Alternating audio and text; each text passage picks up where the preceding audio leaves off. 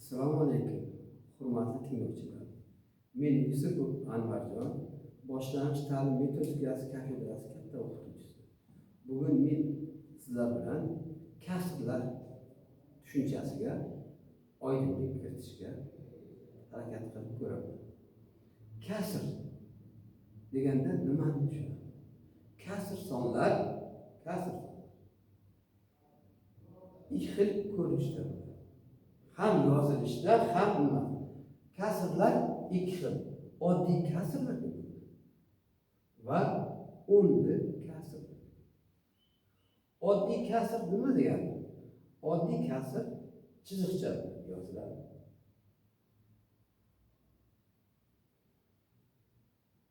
Va ikkiga bo'linadi. Demak, kasrlar oddiy va o'nli kasrlar.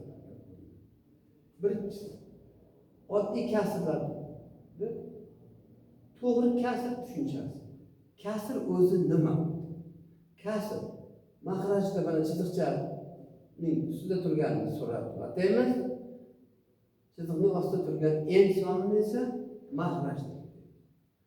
Mahraj narsaning teng bo'laklarga bo'linganligini bildiradi. En esa o'sha bo'laklardan nechtasi olinganligini bildiradi. Masalan, aytaylik, 4 dan 3. Demak, narsa teng 4 bo'lakka bo'lingan, shundan 3 qismi olingan. Bu matematikada 4 dan 3 deb yoziladi. To'g'ri kasr bo'lishi uchun doimo surat mahrajdan kichik bo'lishi kerak. En natural sonlar to'plamiga tegishli bo'ladi. En surat esa doimo butun sonlar. Nega deganda butun sonlarga nol ham kiradi, manfiy son ham kiradi va hokazo. Chunki mahraj nolga teng bo'lsa, kasr chizig'i bo'lish amali bilan teng. Shuning uchun en natural son bo'lishi shart. Ikkinchi turi bor. Oddiy kasrning ikkinchi turi noto'g'ri kasr. Surati mahrajdan katta bo'lsa, u noto'g'ri kasr. Va bu yerda suratdagi son mahrajdan katta bo'ladi. Bitta misol keltiraylik. Misol uchun, men olmani 4 bo'lakka bo'ldimda, uning 5 bo'lagini yedim desak, o'zi mantiqan shuni o'zi ham noto'g'ri. Demak, kasrning surati doimo mahrajdan katta bo'ldimi, u noto'g'ri kasr deyiladi. Endi savol tug'iladi. Ikkovi teng bo'lib qolsa-chi? Bunga ham bitta misol keltiramiz. O'sha olmani teng 4 bo'lakka bo'ldik. 4 ta bo'lagini ham biz yeb qo'ydik. Natijada nimani yegan bo'lamiz?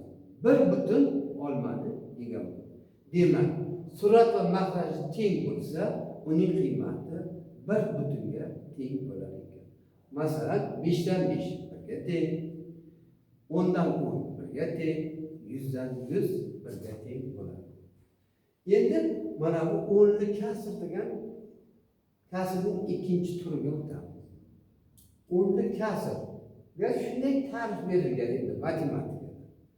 Mahraji 10 va uning darajalaridan iborat bo'lgan kasrlar o'nli kasrlar deyiladi. Va quyidagicha yoziladi. Mana bu yerda bitta narsaga e'tibor qaratamiz.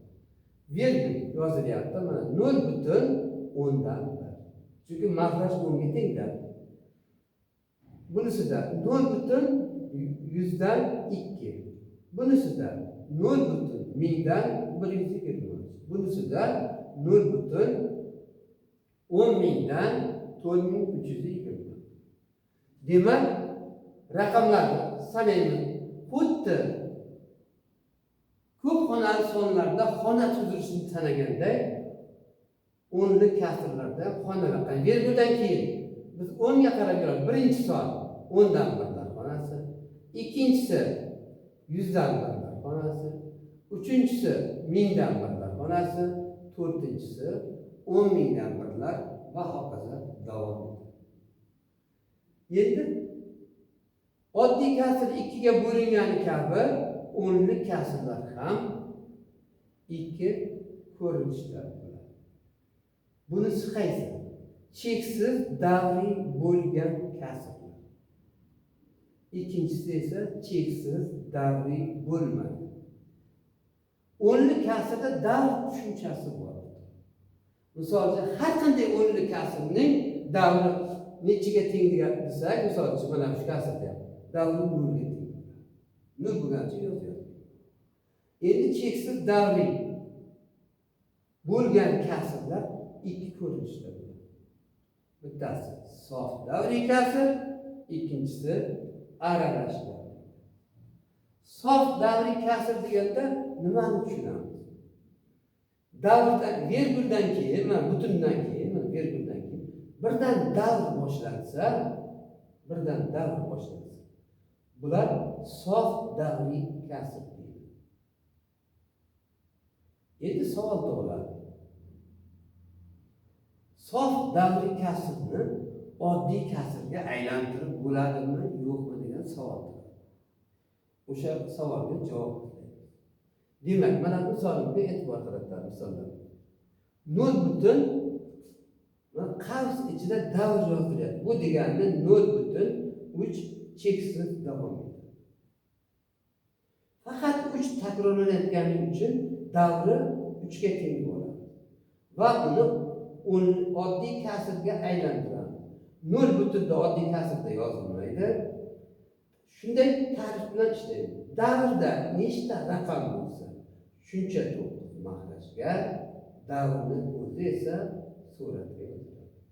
Masalan, mana bu misolimizda davrda 3 ta raqam qatnashyapti. Demak, mahrajda 3 ta to'p. Davrning o'zi esa suratga yoziladi. Mana bu misolimizda bu tushundik. Demak, sof davriy kasrni oddiy kasr ko'rinishda tasvirlash mumkin ekan. Endi ikkinchi nimamizga o'tamiz. Bu aralash davriy kasrlar. Aralash davriy kasr deganda nimani tushunamiz? Chunki mana virguldan keyin, mana butun ajratilyapti, misol uchun virguldan keyin qandaydir sonlar keladida, keyin davr boshlanadi. Mana misolimizga qarang. Mana shu yerda 0,27 sonlari bular nima ekan? Mana bu yerda birinchi davrgacha bo'lgan son 2, ikkinchi davrgacha bo'lgan sonimiz 27 bo'ladi. Demak, aralash davriy kasrni to'g'ri kasrga aylantirish uchun davrda nechta raqam bo'lsa, shuncha 9, davrgacha nechta raqam bo'lsa, shuncha 0 mahrajga, suratda esa ikkinchi davrgacha bo'lgan sondan davrgacha bo'lgan sonni ayirib suratga yozadi. Natijada mana oddiy kasr hosil bo'ladi. Endi mana shu yerda so'zimizni shunday yakun qilamiz mana bu yerda. Oddiy kasrlar, cheksiz davriy bo'lgan kasrlar birgalikda, mana shular hammasi birgalikda ratsional sonlar to'plamini tashkil qiladi. Endi savol tug'iladi. Cheksiz davriy bo'lmagan kasrlar nima? Virguldan keyin mana misol uchun pi sonimiz bor. Buni hamma biladi. Yer soni bor. Iltizosida 2. Mana bular cheksiz davriy bo'lmagan kasr. Demak, mana shu yerda bitta izoh berib ketyapti. Cheksiz davriy bo'lmagan kasrlar irratsional sonlar deyiladi. Demak, mana shu yerda ratsional va irratsional sonlar mavjud. Istalgan davriy bo'lmagan, cheksiz davriy bo'lmagan kasrlar irratsional songa hisob bo'la oladi. Bugungi kasrlarga oid bo'lgan ma'lumot nihoyasiga yetdi. E'tiborlaringiz uchun rahmat.